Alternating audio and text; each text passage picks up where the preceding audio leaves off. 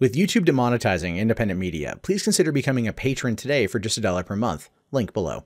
Hey, what's going on, everyone? My name is Matt Jarbo. This is $3 Theater, and DC has done something that we knew was coming, but I'm still not too sure how I feel about it. If I'm being honest, I'm not entirely too sure how I feel about this particular bit of news. So they announced today that DC Universe is a thing. In fact, that is going to be the name of its streaming service. Saying here that Warner's announces DC Universe streaming service obviously is a way to compete with not only Netflix, but Hulu, Amazon, and Disney, which is dropping its unnamed streaming service sometime next year. This is where I do think the future of this type of entertainment is going. I think these particular companies are going to start pushing out their own streaming services in order to get direct funding from from their fans through subscription model as a way to finance future endeavors in order to bring in more people. This is a way to basically kind of combat where we are in terms of cord cutting. So it says here that everyone gets a streaming service. It's like a basic human right at this point. Warner Brothers and DC Entertainment are getting into the game by announcing the DC Universe, which they describe as a first-of-its-kind immersive digital experience designed just for DC fans. One of the many incredible things your membership will include is unlimited access to the following exclusive series, which basically at this point are going to be Titans, Harley Quinn, and Young Justice. So the Titans one, we've already seen some behind-the-scenes photos for. Starfire looks like shit. I don't think there's any better way to describe that. It looks terrible.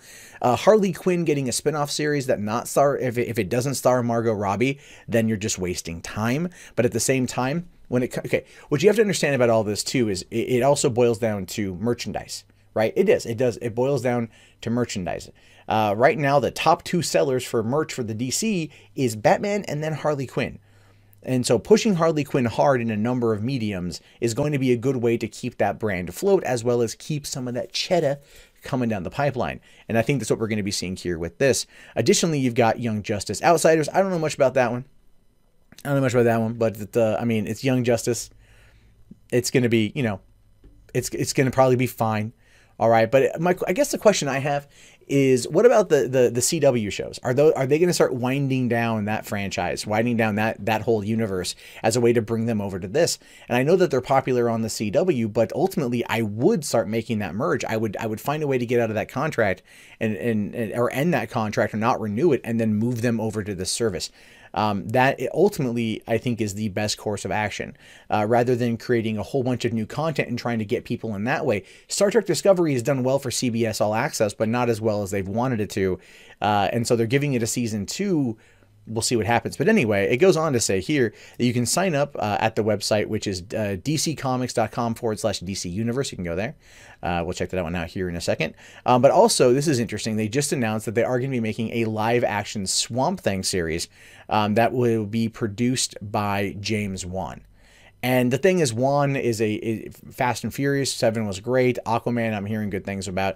I love this dude's work. I think he's a fantastic director. I've been enjoying it since Saw back in 2003. So he's been 15 years on the scene and made a lot of hits. And so this show will be picked up straight to series. And it will basically be following the CDC researcher Abby Arcane as she returns to her childhood home of Houma, Louisiana. The series will find Arcane investigating a deadly swamp-borne virus.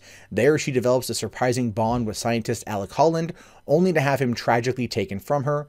Abby will discover that the swamp holds mystical secrets, both horrifying and wondrous, and the potential love of her life may not be dead after all.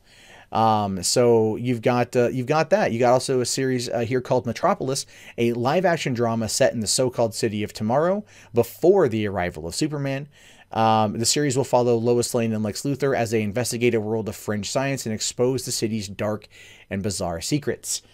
That one I don't see lasting very long, but then again, giving us a Lois Lane Lex Luthor dynamic before Clark Kent Superman comes into play, that could be interesting too.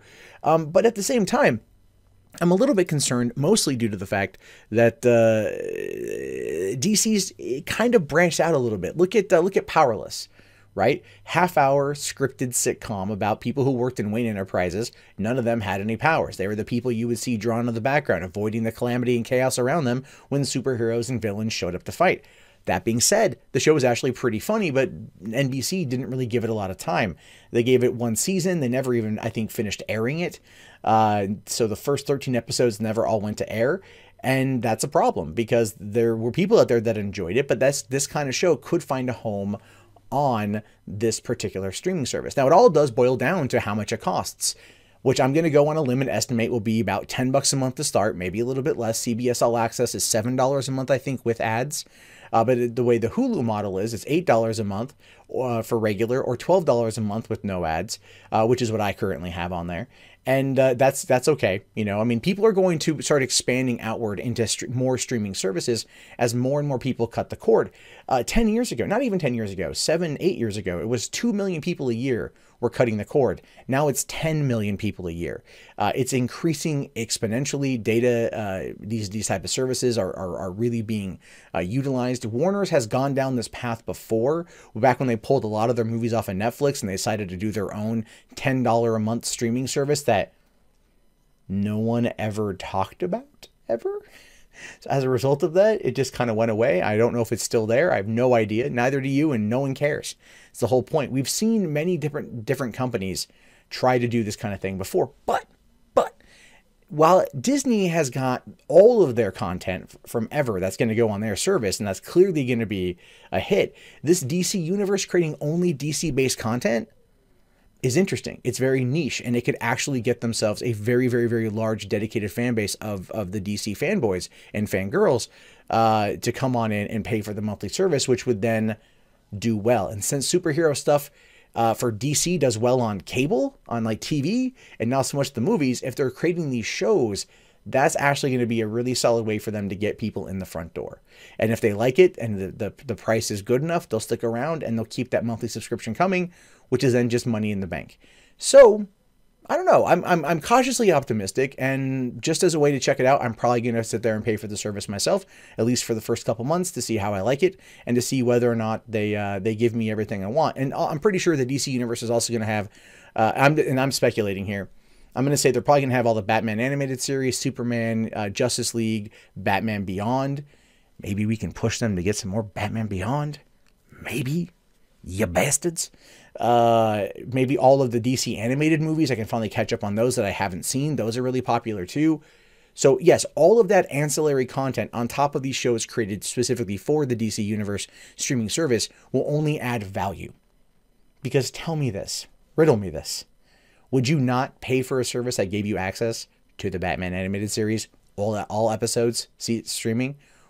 Same with Superman the animated series, Justice League, right? Like, I mean, Batman Beyond, I know it's on Netflix, or it was on Netflix, but I mean, all of it in one place, that's remarkably pretty cool. And if they go down that path, I have a feeling this could be a bigger success than some of you out there might be thinking. But I do want to know your guys' thoughts on this. Let me know in the comments below. Do you think that this is a good idea? Do you think this is a horrible idea? Do you think that this could be successful? And should Marvel follow suit?